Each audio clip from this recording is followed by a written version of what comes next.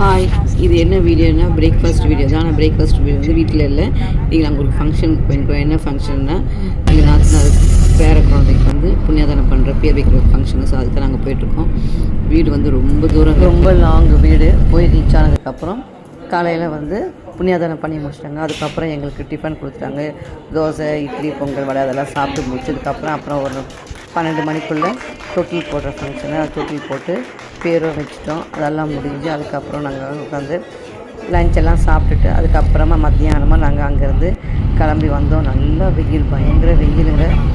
சரி, நல்லா சில்லுன்னு சாப்பிடணும் போல் இருந்துச்சு. சரி, நான் வரும்போது வழியில் பிளாக் கரண்ட்டும் பட்டர்ஸ்காட்ச், எனக்கு பிடிச்ச பிளாக் கரண்ட்டும் அப்புறம் வந்து பட்டர்ஸ்காட்ச் ஐஸ்கிரீம் அதுவும் வாங்கிட்டு அங்கேருந்து நான் வீட்டுக்கு வந்து நல்லா வீட்டில் உட்காந்து பொறுமையாக நான் ரசிச்சு சாப்பிட்டேன். எங்களுக்கு சண்டே இப்படி தான் போச்சு.